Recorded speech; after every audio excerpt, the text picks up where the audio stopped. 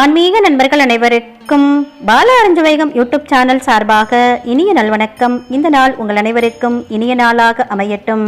சிவனுக்கு பிடித்த இந்த 6 பொருள்ல ஒரு பொருளை மட்டுமாவது கட்டாயம் வாங்கி வைத்துக் கொள்ளுங்கள். சிவபெருமானே உங்களை தேடி வருவார். உங்களுடைய கஷ்டம் தீரும், வேண்டுதல் பழிக்கும், செல்வம் சேரும். கடன் பிரச்சனை இருந்ததுன்னா அந்த கடன் பிரச்சனையை தீரும். வருடம் முழுவதும் சிவபெருமான வழிபாடு செய்ய முடியாதவங்க கூட மகா சிவராத்திரி அன்னைக்கு சிவபெருமான வழிபாடு செய்தால் ஒரு வருஷம் முழுவதும் சிவபெருமானை வழிபட்ட பலனை பெற்றுவிட முடியும். அதிலும் குறிப்பா இந்த வருடம் வெள்ளிக்கிழமை பிரதோஷத்தோடு சேர்ந்து வரக்கூடிய மகா சிவராத்திரி. இந்த சிவராத்திரியை முடிஞ்ச வரைக்கும் யாருமே தவற விடாதீங்க. வாய்ப்பு இருக்கிறவங்க, வாய்ப்பு இல்லாதவங்க அப்படின்னு எந்த ஒரு காரணத்தையும் சொல்லாம இருந்த இடத்திலிருந்தே சிவபெருமானை ஒரு நொடி பொழுதாவது மனதார நினைத்து வழிபாடு செய்தவருக்கும் அருளாசியை எம்பெருமான் வழங்கி விடுவார். அதுல எந்த ஒரு சந்தேகமும் கிடையாது. இருந்தாலும் வழிபாட்டு முறையில சில சிறப்புகள் இருக்கு. அந்த வகையில மகா சிவராத்திரி அன்னைக்கு வாங்க வேண்டிய முக்கியமான 6 பொருள்களை பத்தி தான் இந்த பதிவுல தெரிஞ்சுக்க போறோம். இந்த 6 பொருள்ல ஏதாவது ஒரு பொருளை மட்டுமாவது மகா சிவராத்திரி அன்னைக்கு வாங்கி உங்க வீட்டில் வைத்து பூஜை செய்யுங்க. நிச்சயம் சிவனுடைய அருள் உங்களுக்கு நேரடியாக கிடைக்கும். அந்த பொருள்கள் என்ன, அதை பத்தி தான் பார்க்கலாம். வாங்க பதிவுக்குள்ள போடல. அதுக்கு முன்னாடி இதுவரைக்கும் நீங்க பால அறிஞ்சவைகம் யூடியூப் சேனல் சப்ஸ்கிரைப் பண்ணாம இருந்தீங்கன்னா சப்ஸ்கிரைப் பண்ணிட்டு அப்படியே மறக்காம பக்கத்தில் இருக்கிற பெல் பட்டனையும் கொடுத்து வச்சுக்கிறீங்க. அப்பதான் நான் போடக்கூடிய வீடியோக்களோட நோட்டிபிகேஷன் உங்களுக்கு உடனுக்குடன் வந்துகிட்டே இருக்கும். சிவராத்திரி அப்படின்னாவே சிவனுக்கு உரியது. சிவனுக்கு உரியது அப்படின்னாவே அது வில்வ இலை தான். முதல்ல எல்லோருமே சிவராத்திரி அன்னைக்கு வில்வ இலையை வாங்கி உங்க கையால சிவபெருமானுக்கு அர்ச்சனை செய்யறதுக்கு கொடுத்துடுங்க. இது முதல் விஷயம். இது பொதுவா எல்லோருமே செய்ய வேண்டிய விஷயம். இதை செய்ய மறக்காதீங்க. இதை தவிர்த்து இன்னும் ஒரு 6 பொருட்கள் இந்த நாளில் வாங்கி நம்ம வீட்டுக்கு கொண்டு வர்றது அப்படின்றது மிக மிக சிறப்பு. இந்த 6 பொருட்களை ஏதாவது ஒரு பொருளை மட்டுமாவது நீங்க வாங்கிட்டு வீட்டில் வைத்து வழிபாடு செய்யலாம். ஒன்று பார்த்தீங்கன்னா கருங்காலி மாலை, 2வது ருத்ராட்ச மாலை, 3 ஸ்படிக மாலை, 4வது பார்த்தீங்கன்னா நந்தி சிலை, 5 பாத்திரசிலிங்கம், 6 செப்பு பாத்திரங்கள். இதுல முன்ன சொன்ன அந்த கருங்காலி மாலை, ருத்ராட்ச மாலை, ஸ்படிக மாலை, இது 3 மாலைகளுமே இறையம்சம் பொருந்தியது. ஒவ்வொரு வீட்டிலையுமே பார்த்தீங்கன்னா கருங்காலியால் செய்யப்பட்ட ஏதாவது ஒரு பொருள் இருக்கணும். அதனால சிவராத்திரி அன்னைக்கு பார்த்தீங்கன்னா கருங்காலியால் செய்யப்பட்ட ஒரு மாலை வாங்கிட்டு வரலாம். கருங்காலியால் செய்யப்பட்ட பிரம்பு, அதுக்கப்புறமா உங்களுக்கு வேறு ஏதாவது பொருள் கிடைத்தாலும் கருங்காலி பொருளை வாங்கி வீட்டில் வைக்கிறது மிக மிக சிறப்பு. கருங்காலியால் செய்யப்பட்ட வேல் முருகனுடைய வேல் கூட இந்த நாளில் நீங்கள் வாங்கிட்டு வரலாம். கருங்காலியால் செய்யப்பட்ட பொருள் வீட்டில் இருந்தது அப்படின்னா கண் திருஷ்டி நெருங்காது அப்படின்னு சொல்லப்படுது. கெட்ட சக்தியால் பெரிய அளவில் பாதிப்புகள் எதுவுமே நம்ம வீட்டுக்கு வராது. வீட்டில் நேர்மறையாற்றலும் இறை சக்தியும் நிறைவாக இருக்கும். அதுவும் சிவராத்திரி அன்று இந்த கருங்காலியால் செய்யப்பட்ட பொருளை நம்ம வீட்டுக்கு வாங்கி வருவது நிறைவான பலன்களை நமக்கு கொடுக்கும். அடுத்ததாக பார்த்தீங்கன்னா ருத்ராட்சம். ருத்ராட்சரத்தோடு சேர்த்து நாம் திருநீரும் இந்த நாளில் வாங்கணும். எல்லா பெரிய சிவன் கோவில்லையுமே ருத்ராட்சம் கிடைக்கும். நீங்கள் ருத்ராட்சம் போடலை அப்படின்னா கூட, அந்த மாலை நீங்கள் போட்டுக்க மாட்டீங்க அப்படின்னா கூட பரவாயில்லை. ருத்ராட்சத்தை வாங்கிட்டு உங்கள் வீட்டில் வைக்கலாம். அது கூட திருநீர் கலந்து நீங்கள் வச்சுடுங்க. வச்சுட்டு அந்த திருநீரை உங்கள் நெற்றியில் தினமுமே வச்சுட்டு வெளியில் போகிறப்ப நீங்கள் போகிற காரியம் வெற்றி பெறும் அப்படின்னே சொல்லப்படுது. இது வரைக்குமே ருத்ராட்சம் போடலை, இனிமேல் போடலாம் அப்படின்ற ஒரு ஐடியாவில் இருந்தீங்கன்னா கூட இந்த சிவராத்திரி அன்னைக்கு ருத்ராட்ச மாலையை புதிதாக வாங்கி அந்த நாளில் நீங்கள் போட்டுக்கிறது உங்களுக்கு சிவபெருமானுடைய அருளும் ஆசீர்வாதத்தையும் முழுமையாகவே பெற்றுத்தரும் அப்படின்னே சொல்லப்பட்டிருக்கு. அதே போல் ருத்ராட்சரத்தோடு சேர்ந்து நாம் திருநீர் வாங்கணும் அப்படின்னு சொல்லியிருந்தோம் இல்லையா? அந்த திருநீரை நீங்கள் தினமுமே நெற்றியில் வச்சுட்டு போங்க. இது வரைக்கும் நீங்கள் திருநீர் வைக்கலை அப்படின்னா கூட இனிமேல் வச்சு பாருங்கள். நிச்சயமாக சிவபெருமானுடைய பரிபூர்ண அருள் உங்களுக்கு கிடைக்கும். நீங்கள் ஒரு நல்ல ஒரு மனிதராக மாறிவிடுவீர்கள் அப்படின்னே சொல்லப்படுது.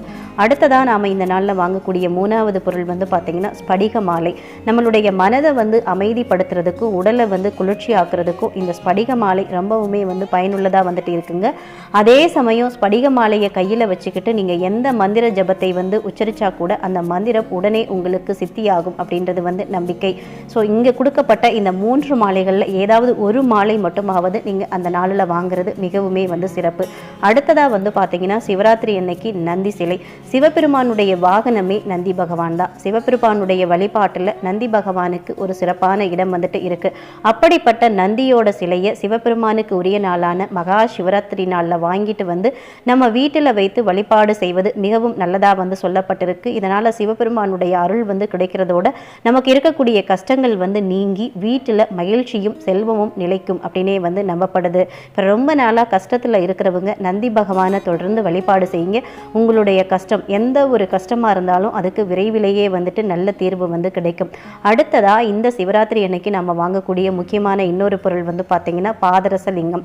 உங்கள் வீட்டில் லிங்கத்தை வைத்து வழிபட நினைச்சிங்க அப்படின்னா பாதரச லிங்கத்தை வாங்கி வந்து வீட்டில் வைத்து வழிபாடு வந்து செய்யுங்க. அதுவும் இந்த மகா சிவராத்திரி நாள் அன்னைக்கு இந்த லிங்கத்தை வாங்கி வைத்து நாம் வழிபாடு செய்ய தொடங்கினா நம்ம வீட்டில் இருக்கக்கூடிய பணப்பிரச்சனைகள் வந்து நீங்கும், மகிழ்ச்சி வந்து அதிகரிக்கும், வீட்டில் இருக்கக்கூடிய எதிர்மறை ஆற்றல்கள் வந்து நீங்கும் அப்படின்னே வந்து சொல்லப்படுது. அது மட்டும் இல்லாமல் இந்த நம்ம வீட்டில் இந்த பாதரச லிங்கம் இருக்குது அப்படின்னாவே நம்ம இதுவரைக்கும் செய்த பாவங்கள் அனைத்துமே வந்து தீர்ந்து விடும் அப்படின்னும் நம்மளுடைய வேண்டுதல் அனைத்துமே நிறைவேறும் அப்படின்னே வந்து சொல்லப்பட்டிருக்கு.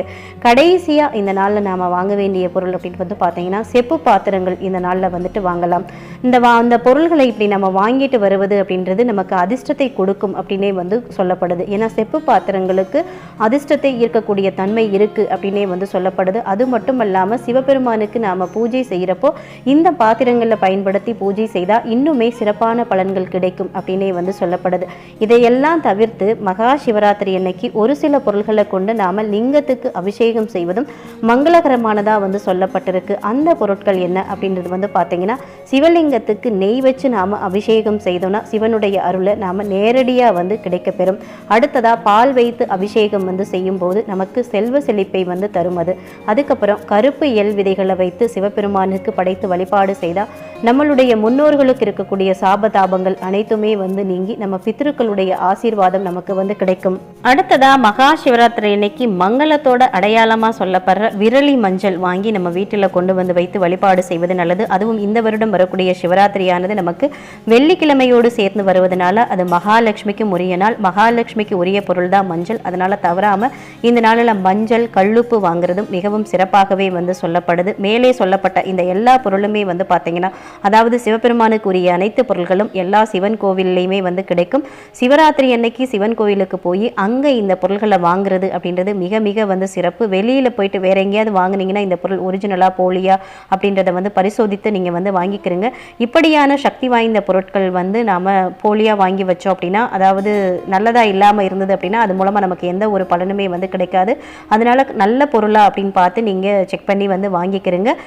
இந்த நாளில் வந்துட்டு இங்கே சொல்லப்பட்ட இந்த பொருள்களில் ஏதாவது ஒரு பொருளை மட்டுமாவது சக்தி வாய்ந்த பொருளை வாங்கி வைத்து நீங்கள் சிவபெருமானை வழிபாடு செய்து பாருங்கள். நிச்சயம் நல்ல மாற்றங்கள் உங்கள் வாழ்க்கையில் வந்துட்டு நடக்கும். அடுத்த சிவராத்திரிக்குள்ளே நீங்கள் ஏதாவது நினைத்து வேண்டுதல் வைத்திருந்தீங்க அப்படின்னா அந்த வேண்டுதல் வந்து சிவபெருமானுடைய அருளால் நிறைவேறி இருக்கும் அப்படின்னு சொல்லிட்டு இந்த பதிவை இதோடு நிறைவு செய்கிறேன். இந்த பதிவு உங்களுக்கு மிகவும் பயனுள்ள பதிவாக இருந்திருக்கும் நினைக்கிறேன். இந்த பதிவு பிடிச்சிருந்தது அப்படின்னா லைக் பண்ணிட்டு உங்கள் நண்பர்களுக்கும் ஃபேமிலி மெம்பர்ஸ்க்கும் ஷேர் பண்ணுங்க, அவர்களும் பார்த்து பயன்பெறட்டும்.